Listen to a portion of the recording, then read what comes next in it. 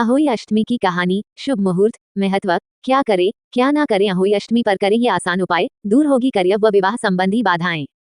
इस बार अहोई अष्टमी 2023 में 5 नवंबर यानी रविवार के दिन मनाई जाएगी। हिंदू धर्म में इस दिन सभी माताएं अपने बच्चों के लिए व्रत और पूजा करती हैं। अष्टमी तिथि 5 नवंबर दोपहर 1 बजे से 6 नवंबर 3:18 बजे तक होगी और अहोई अष्टमी पूजा मुहूर्त 5 नवंबर शाम 5:42 बजे से शुरू होकर 5 नवंबर शाम 7 बजे तक रहेगा। शाम को तारों को जल देने के बाद व्रत खोल सकते हैं। अहोई अष्टमी व्रत की पूजा विधि।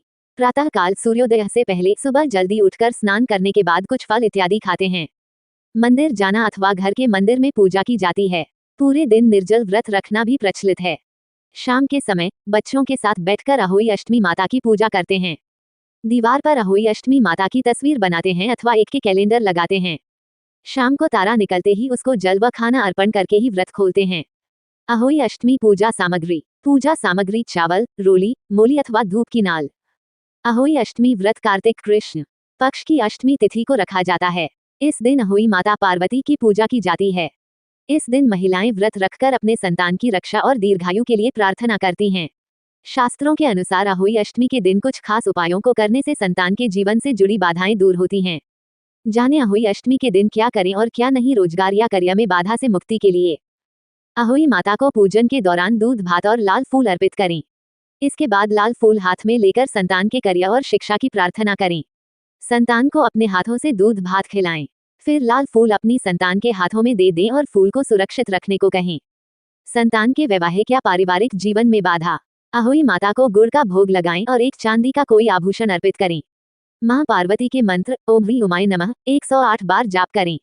संतान को गुड़ खिलाएं और अपने हाथों से उसके गले में चेन पहनाएं। उसके सिर पर हाथ रखकर आशीर्वाद दें। अहोई अष्टमी व्रत के नियम। 1. अहोई अष्टमी व्रत में तांबे के लोटे से अर्घ्य नहीं दिया जाता है। इस दिन तांबे के लोटे को अशुद्ध मानते हैं। कहते हैं कि अगर कोई व्रती महिला तांबे के लोटे से अर्घ्य देती है तो उसके व्रत का फल नष्ट हो जाता है। 2. इस दिन तारों को अर्घ्य दिया जाता है। कहते हैं कि जिस तरह से करवा चौथ में चंद्रमा को अर्घ्य देने से व्रत पूर्ण होता है, उसी तरह अहोई अष्टमी में तारों को अर्घ्य देकर ही व्रत पूर्ण मानते हैं। 3. अहोई अष्टमी का व्रत निर्जला रखा जाता है। कहते हैं कि जो महिला निर्जला अहोई अष्टमी व्रत करती है, उसे शुभ फल की प्राप्ति होती है। 4. अहोई अष्टमी के व्रत में नया करवा नहीं लिया जाता है। कहते हैं कि इस व्रत में करवा चौथ के करवे का ही इस्तेमाल करना चाहिए। 5. यह व्रत संतान की खुशहाली के लिए रखा जाता है। कहा जाता है कि अहोई अष्टमी के दिन बच्चों को नहीं मारें और न ही उन्हें अपशब्द बोलें। 6. कहते हैं कि अहोई अष्टमी का व्रत रखने वाली महिला को दिन में नहीं सोना चाहिए। ऐसा करने से पूजा फल नष्ट हो जाता है। 7. मान्यता है कि अहोई अष्टमी के दिन घर में पोंछा नहीं लगाना चाहिए। इस मंत्र से पूरी होगी पुत्र प्राप्ति की कामना। यदि आपको एक स्वस्थ और सुंदर पुत्र की कामना है तो आपको अहोई अष्टमी वाले दिन विधि विधान से व्रत रखते हुए ओम पार्वती प्रियनंदनाय नमः का 11 माला जाप करना चाहिए। इसके बाद इस मंत्र को लगातार 45 दिनों तक पूरी श्रद्धा एवं पवित्र भाव को रखते हुए करें। मान्यता है कि इस उपाय को करने पर एक गुनी पुत्र की कामना पूरी होती है। अहोई अष्टमी पर माताएं स्वच्छ व पवित्र होकर घर में पार्वती स्वरूपा अहोई माता व शिवजी के समक्ष व्रत का संकल्प करें। सारा दिन बिना जल व निराहार रहें। अहोई माता का घर में चित्र लगाकर धूप, दीप, रोली, मूली, फूल इत्यादि अर्पण करें तथा दूध फल व मिठाई इत्यादि भी अर्पण करें। बच्चों की कलाई पर पीले रंग का धागा रक्षा सूत्र के रूप में बांधे। एक चांदी के मनकों वाली माला जिसमें की लॉकेट पर अहोई माता का चित्र अंकित हो, मिट्टी के कलश की स्थापना करें व हल्दी से कलश पर स्वास्तिक का चिन्ह बनाएं। आटे का दीपक जलाएं, गेहूं के साथ दाने या कुछ दक्षिणा हाथ पर रखें तथा नीचे दी गई कथा को पढ़ें या सुनें। तत्पश्चात माला को पहने व गेहूं के दाने तथा दक्षिणा घर की बड़ी महिला को देवे एवं आशीर्वाद प्राप्त करें। सांयकाल के समय तारों को अर्घ्य देकर अपना व्रत खोलें। कलश के जल को दीपावली वाले दिन अपने घर में छींटा देवे तथा अहोई माता के लॉकेट वाली माला को दीपावली के दिन तक पहने व दिवाली के बाद संभाल कर रख लें। विनायक जी की कथा। एक गांव में 2 माँ बेटी थी। बेटी अपनी माँ से बोली कि गांव से सब लोग गणेश मेला देखने जा रहे हैं, मैं भी मेले में जाऊंगी। माँ बोली कि वहाँ घर बहुत भीड़ होगी, कहीं गिर पड़ गई तो चोट लगेगी।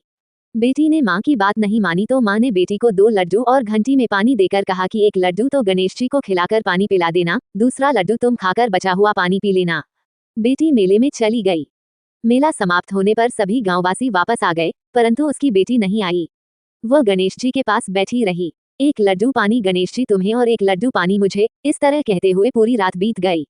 गणेश जी ने सोचा कि यदि आज मैं लड्डू खाकर पानी पीऊंगा तो यह अपने घर नहीं जाएगी, इसलिए गणेश जी लड़के का रूप बनाकर आए। बेटी से लड्डू लेकर खाया व पानी पिया और कहा कुछ मांगो। बेटी मन में बोली कि क्या मांगून, अन्ना मांगून, धन मांगून, महल मांगून, सुहाग मांगून, खेत मांगून, बैल मांगून, बस इतना ही मांग लेती हूँ।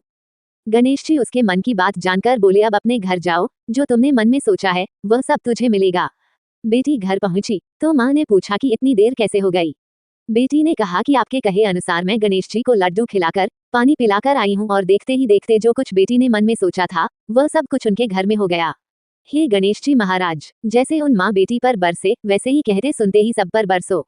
गणेश जी महाराज की जय। विशेष कहीं कहीं पर केवल आज के दिन सूरज और चंद्रमा को अर्घ्य देते समय स्त्रियां हाथ में सोने की अंगूठी लेकर अर्घ्य देती हैं और ये दोहा कहती हैं।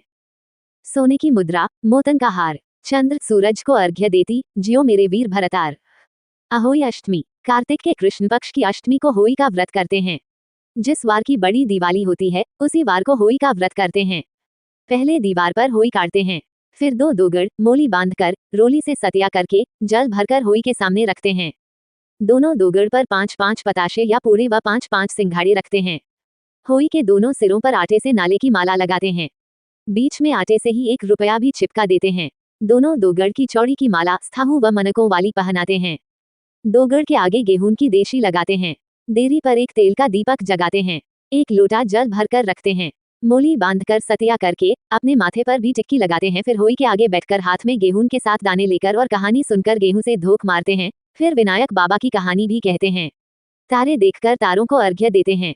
14 पूरी या गुलगुले या गुलाब जामुन, फल, रुपये रखकर बायना निकालते हैं। पानी गमले में देते हैं। फिर व्रत खोलते हैं। बायना चावल, चीनी को भी मनस सकते हैं। उद्यापन, जिस वर्ष घर में लड़का होए या लड़के का ब्याह होए तो उस वर्ष 14 बहू, 14 बेटे, 4 हाथ व 4 पैर बनाते हैं। दोगड़ दो ही होती हैं। माला में 2 मन के नए डलवा लेते हैं। उद्यापन के नाम के पूरी या गुलाब जामुन, सास की साड़ी ब्लाउज, पैर पढ़ाई के रुपये पल्ले में बांधकर बायना मिंचते हैं। इस वर्ष 2 बायने निकालते हैं, एक प्रतिवर्ष वाला और एक उद्यापन वाला विशेष बायना। होई अष्टमी की कथा। एक साहूकार था जिसके 7 बेटे, बहुएं और एक बेटी थी। कार्तिक के महीने में दिवाली से पहले अष्टमी को अपने मकान की लिपाई पुताई करने के लिए 7 बहुएं अपनी इकलौती नंद के साथ जंगल में जाकर खदान में मिट्टी खोद रही थीं। वहां पर स्याहू की मांद थी। मिट्टी खोदते समय नंद के हाथ से कुदाली स्याहू के बच्चे को लग गई और वह तुरंत मर गया। इससे स्याहू माता बहुत नाराज हो गई और बोली कि मैं तेरी कोख बांधूंगी। नंद अपनी 7 भाभियों से बोली कि तुम में से कोई अपनी कोख बंधवा लो। तब 6 भाभियों ने अपनी कोख बंधवाने से इनकार कर दिया, परंतु छोटी भाभी सोचने लगी कि यदि मैंने भी अपनी कोख नहीं बंधवाई तो सासू जी नाराज होंगी। ये सोचकर नंद के बदले में छोटी भाभी ने अपनी कोख बंधवा ली। इसके बाद छोटी बहू के जो बच्चा होता वह 7 दिन का होकर मर जाता। एक दिन उसने पंडित जी को बुलाकर पूछा कि मेरी संतान 7वें दिन मर जाती है, इसके लिए मैं क्या करूं? तब पंडित ने कहा कि तुम सुरही गाय की सेवा करो। सुरही गाय स्याहू माता की भाईली है, वह तेरी कोख खुलवा देगी, तभी तेरा बच्चा जिएगा। अब वो बहुत जल्दी उठकर चुपचाप सुरही गाय के नीचे साफ सफाई कराती। गाय एक पैर से लंगड़ी थी। गऊ माता बोली कि हर रोज उठकर कौन मेरी सेवा कर रहा है, मैं आज देखूंगी। गऊ माता खूब सवेरे उठी तो क्या देखती है कि साहूकार के बेटे की बहू उसके नीचे साफ सफाई कर रही है। गऊ माता बहू से बोली कि क्या मांगती है। साहूकार की बहू बोली कि स्याहू माता तुम्हारी भाईली है और उसने मेरी कोख बांध रखी है, मेरी कोख खुलवा दो। गऊ माता ने कहा अच्छा। गऊ माता साहूकार की बहू को अपनी भाईली के पास लेकर चली।